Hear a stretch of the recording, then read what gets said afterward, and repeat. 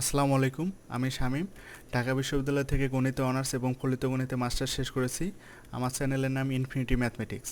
আজকে আমরা অন্তরীকরণের পার্ট 7 নিয়ে আলোচনা করব। প্রশ্নমালা 9.6 এর পর্যায়ক্রমিক অন্তরীকরণের বিভিন্ন প্রবলেম আমরা সলভ করার চেষ্টা করব। তো প্রবলেমগুলো আমরা এসইউ আহমেদ স্যারের বই থেকে নিয়েছি।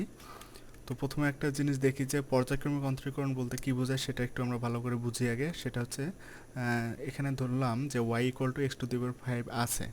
তো এখন এর উভয় পক্ষে আমরা যদি ডি বাই ডিএক্স নেই তাহলে d d x y equal to d d x x⁵ তো ওয়াইকে যদি আমরা অন্তরীকরণ করি তার মানে ডিওয়াই বাই ডিএক্স হয়, আর x⁵কে করলে কি হবে, ডিওয়াই বাই ডিএক্স 5কে করলে হবে 5x⁴। এখন এখন যদি আমরা আবার উভয় পক্ষে অন্তরীকরণ নেই, অর্থাৎ ডিডিএক্স যদি আমরা আবার উভয় পক্ষে নেই, d d x d y by d x equal to d d x 5x⁴।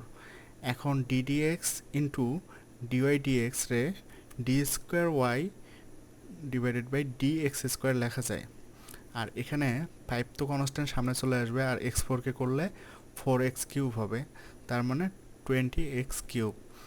তার মানে আমরা যদি ডিওয়াই বাই ডিএক্সকে আরেকবার অন্তরীকরণ করি তাহলে সেটাকে d² ডিভাইডেড বাই dx² লেখা যায়। তো আমরা এইভাবে এটাকে প্রকাশ করব। মানে আমরা যদি ওয়াইকে একবার অন্তরীকরণ করি সেটা হবে ডিওয়াই বাই ডিএক্স, আর যদি ডিওয়াই বাই ডিএক্সকে আবার অন্তরীকরণ করি তাহলে সেটা হবে d² ডিভাইডেড বাই dx²। অর্থাৎ ওয়াই এর ফার্স্ট ডেরিভেটিভ হচ্ছে ডিওয়াই বাই ডিএক্স, তাহলে সেকেন্ড ডেরিভেটিভ কী হবে, d² dx²। এখন যদি আমরা আবার dx ওই পক্ষে নেই তাহলে, অর্থাৎ আমরা যদি আবার d² বাই dx² করি তাহলে সেটা হবে d³ by dx³ equal to ddx। তার মানে আমরা d² বাই dx² ছিল আমাদের 20x³, তাহলে একে আমরা আবার যদি অন্তরীকরণ করি তাহলে হবে 60x²। এখন যদি আবার করি তাহলে হবে d4y dx4 ইকুয়াল টু এখানে হবে 120x। যদি আবার করি d5y divided by dx5 equal to শুধু 120, কারণ এক্সকে করলে 1 হবে। আর যদি আমরা d6y dx6 লিখি তাহলে 0 হবে, কারণ কনস্ট্যান্টকে আমাদের অন্তরীকরণ করলে 0 হয়।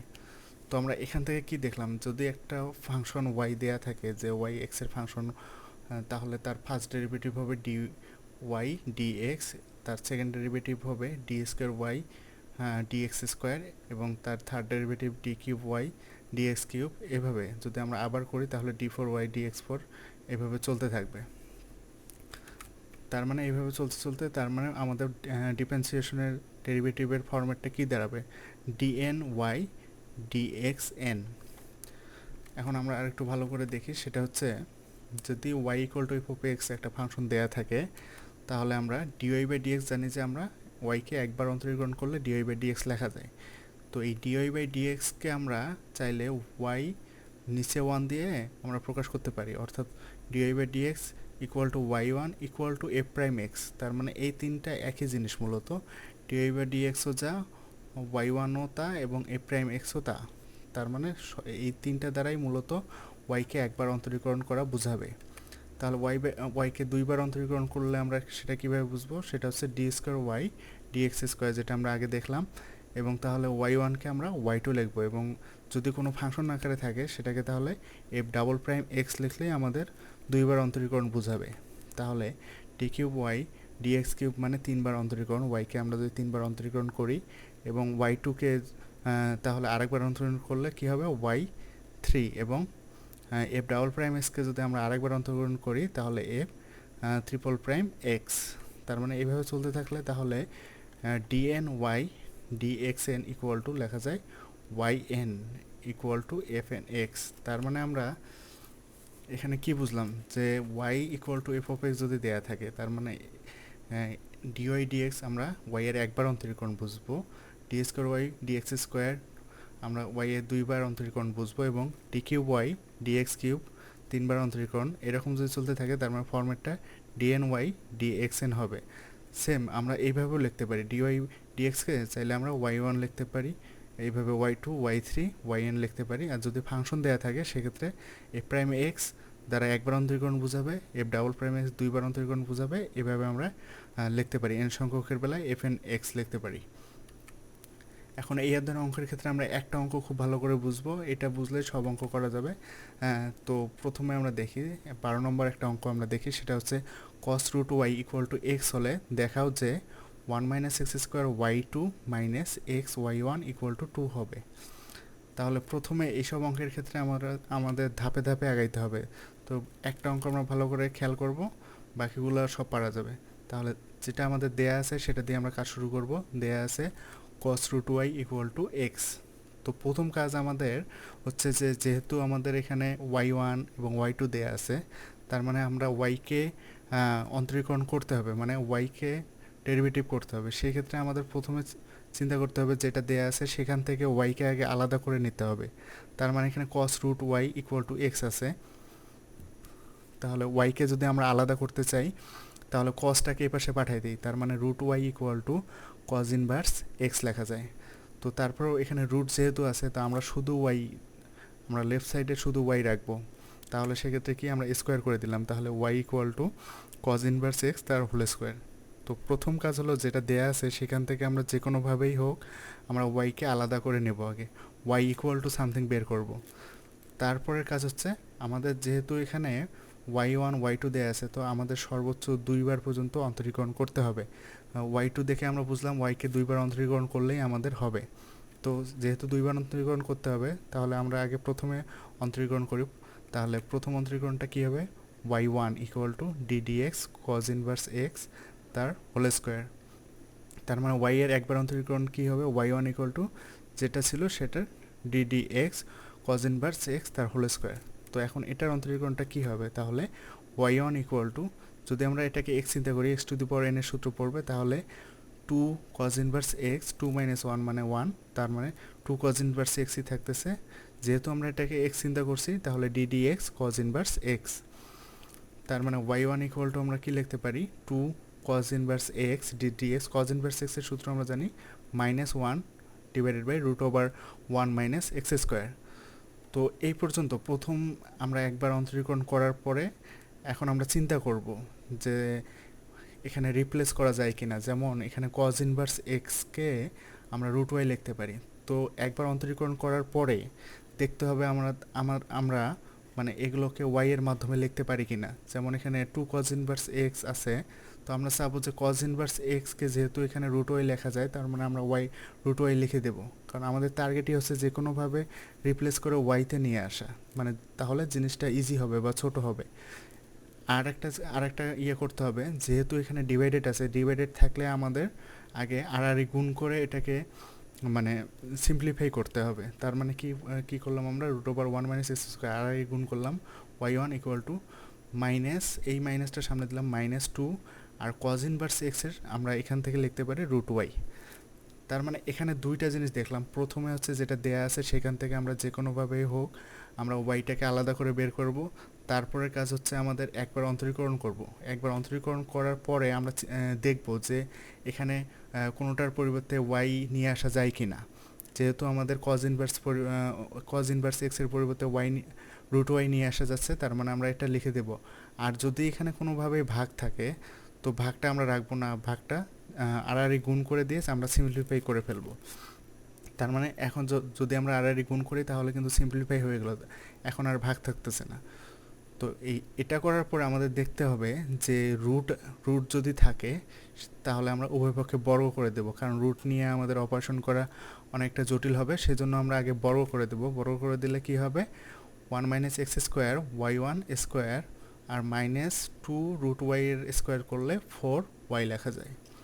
তো এটা করার পরে আমরা এখন দেখব যেহেতু আমাদের ওয়াই টু পর্যন্ত অন্তরীকরণ করতে হবে, সেহেতু তাহলে এটাকে আমরা আবার উভয় পক্ষে যদি অন্তরীকরণ করি তাহলে কি হয়, d d x 1 minus x square y one square d d x 4 y.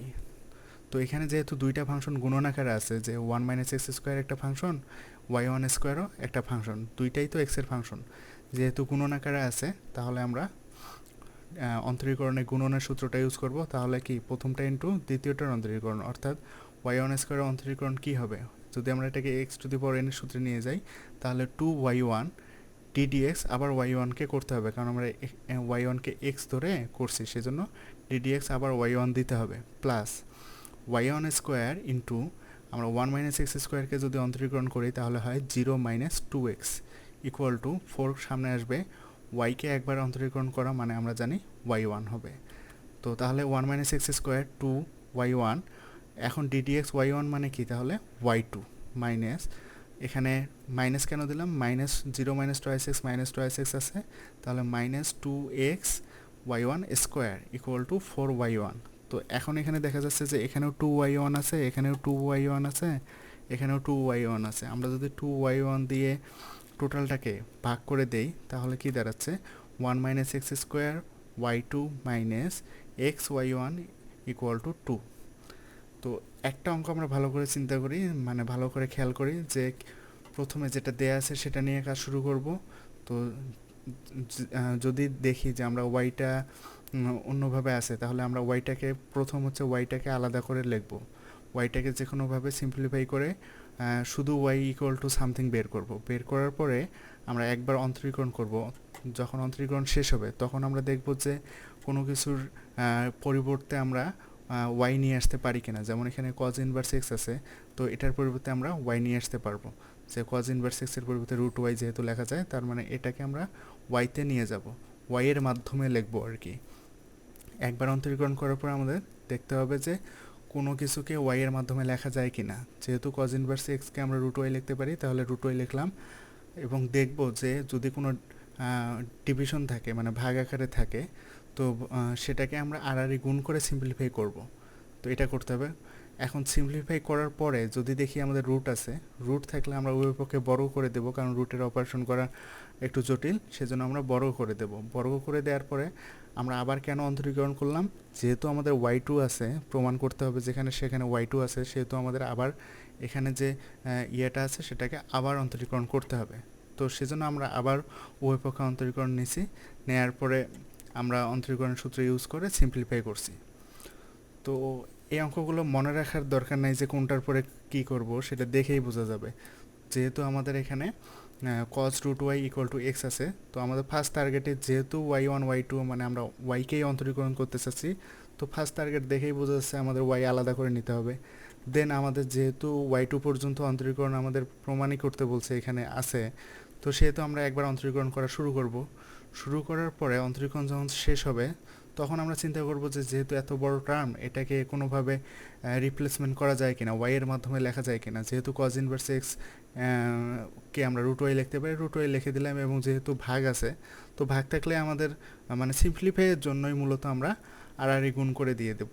তো এটাও মূলত যেহেতু রুট আছে, আমাদের নর্মালি সিম্পলিফাইড রুট থাকলে আমরা কি করি, স্কোয়ার করে দিই। তো স্কোয়ার করে দিলাম, স্কোয়ার করে দেওয়ার পরে আমরা পরে যেহেতু এখানে ওয়াই টু পর্যন্ত আমাদের ইয়ে করতে হবে, সেহেতু আমরা আবার এটাকে উভয় পক্ষে অন্তরীকরণ করে ওয়াই টু নিয়ে আসলাম।